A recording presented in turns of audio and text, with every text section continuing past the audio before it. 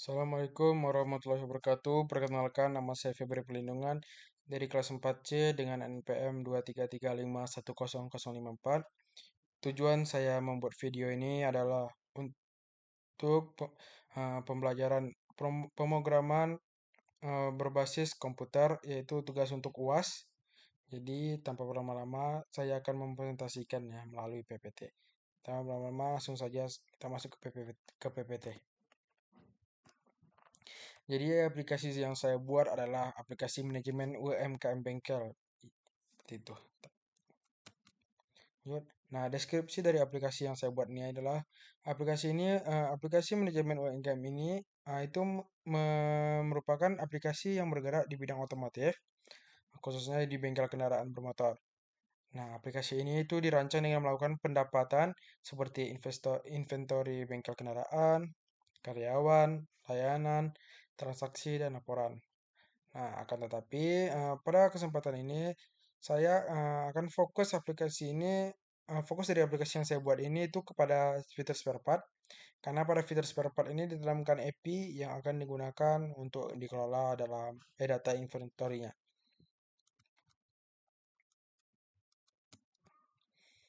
Nah, di sini terdapat ada daftar spare part. Nah, berikut daftar spare part-nya. Seperti ini contohnya. Di daftar spare part ini terdapat busi ini berikut daftar-daftar spare part yang telah ada. Nanti saya akan tunjukkan cara penggunaannya. Nah, di sini ada daftar spare part.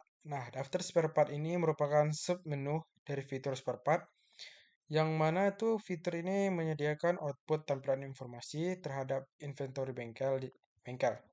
Nah, di sini ketika pengguna mencoba untuk menginputkan tambahan spare part baru pada fitur tambahan spare part, nantinya input data spare part itu akan ditampilkan di sini sebagai outputnya.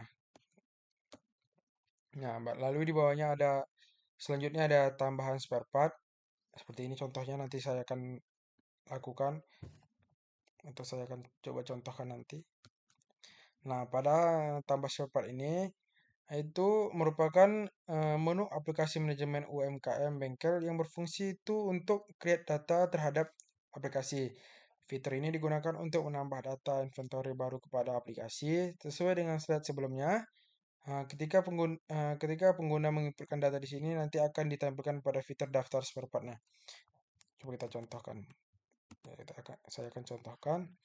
Nah, berikut ini dari daftar spare part. Nah, di sini terdapat ada 10 spare part dengan stok aman dan stok kritisnya. Nah, di sini contohnya ada busi, stoknya itu 4. Jadi stoknya itu kritis. Lalu ada klep di sini juga ada 4. Jadi maka akan timbul di sini kritis. MPX oli-nya juga seperti itu. Stoknya sudah kritis. Nah, yang malup juga karena sini stoknya sangat banyak, yaitu 52 unit, maka akan menampilkan stok aman di sini.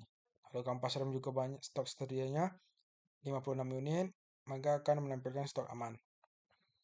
Nah, di sini ban luarnya itu tersedia hanya 20 unit, maka stok akan menampilkan stok rendah seperti itu. Lalu ini juga asdas ini stoknya cuma 2 unit, jadi stok akan menampilkan stok kritis. Jalur stang juga hanya 2, jadi stok kritis. Nah, karburator stok tersedianya cuma 50 unit. Nah, kita lihat coba lihat detailnya ini seperti ini. Nah, maka akan menampilkan sini tadi ada 10 total 10 spare part. 1 2 3 4 5 6 7 1 2 3 4 5 6 7 8 9 10 seperti itu. Jadi stoknya akan aman. Ini stok kritis seperti itu.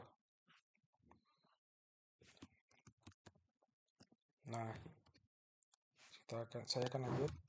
Nah, jadi di aplikasi UMKM saya ini itu ada beberapa fitur. Yang pertama itu fiturnya itu ada laporan, karyawan, layanan, dan transaksi. Tapi saya tidak ada isinya. Saya tidak membuat isinya.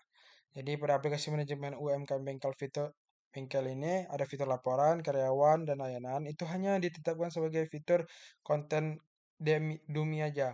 Jadi API hanya saya tanamkan tuh pada fitur spare part sesuai dengan arahan yang telah diberikan pada tugas UAS pemrograman berbasis komputer yang komponen. Akan tetapi pada fitur-fitur tersebut saya tetap menjadikan salah satu dari banyaknya routing pada aplikasi. Saya akan memperlihatkan contohnya ada nih daftar karyawan, hanya list karyawan saja, tidak ada isinya. Saya tidak aktifkan. Lalu taman karyawan, sini ada layanan. Ini tambah layanan, baru ada transaksi sama ada laporan. Seperti itu. Saya tidak membuat isinya. Itu saya tidak aktifkan. Nah, selanjutnya routing. Nah, berikut routingnya ada base routingnya itu seperti ini. Path-nya itu ada laporan transaksi, terus namanya itu di sini dashboard view, laporan view, transaksi view, baru ada komponennya itu ada dashboard view, dot view, dashboard laporan view, transaksi view, baru ada deskripsi ada ringkasan data utama bengkel, halaman laporan transaksi, dan daftar transaksi service. Nah, berikut routingan dari karyawan, karyawan tambah, karyawan edit, seperti itu. Sini ada karyawan list, komponennya itu list karyawan, view, baru deskripsinya itu terdapat akan melakukan daftar karyawan.